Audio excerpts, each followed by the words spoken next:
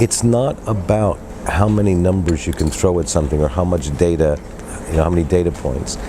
It is how tight is the correlation between we said we wanted to do this and we did that. Everything else can be supportive, everything else can be contextual. I think the overkill of digital evidence, social media evidence, is so completely overdone at this point that I noticed a little bit on the global Effies when I was judging, definitely on the creative effectiveness jury. People are beginning to shut down when they start seeing that, unless it was part of the original, first of all, the original objectives, and if those brand engagement objectives can be seen directly linked to business impact. One of the things we didn't see in any of the briefs was we saw, here are the objectives of the campaign, 1, 2, 3, 4, 5, very nicely written lines. We didn't say drive sales results on this brand, gain competitive share, and I think that in an industry context is the big rich win. If we can start to help clients write better challenges to their agency, we can actually move from taking briefs for ads and move to taking briefs for ideas that will change business results.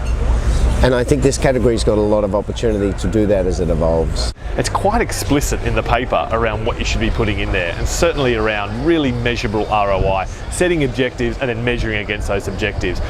And if you're going to call out something else, you can do that, but make sure you're very deliberate around that. I have no dramas with actually putting in all these side results that may have happened based on how strong that creative idea was, but just call it out and say these were almost inconsequential and were very exciting for the paper, but actually didn't really drive the business results.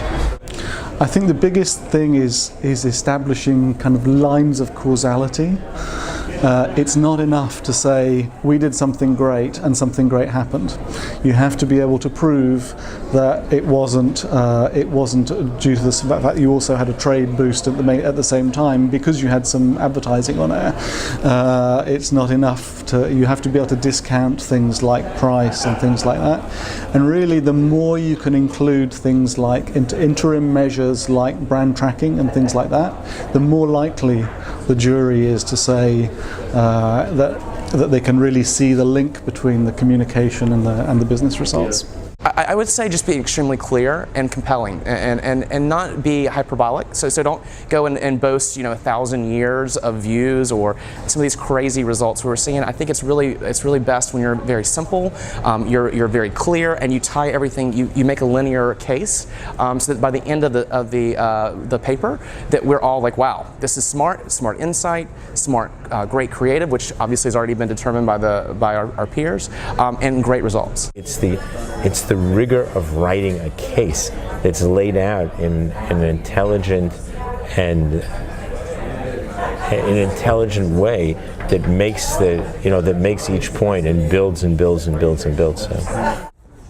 So it was very interesting. If you had been in the room, you would have heard more than once this questioning of, it actually came up from one of the client jurors.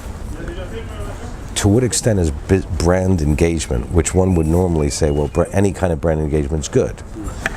And he was very, very strict, and I was right behind him on this. Prove to me how the brand engagement delivers business impact, and that's great. But when there's a complete lack of connection, and there was one thing, if you were in the room and David said one of the cases had as its evidence that this viewing of like 1,000 years, we actually didn't even know what to do with the number, right? But that's how absurd, I think it's borderline absurd. It's becoming borderline absurd.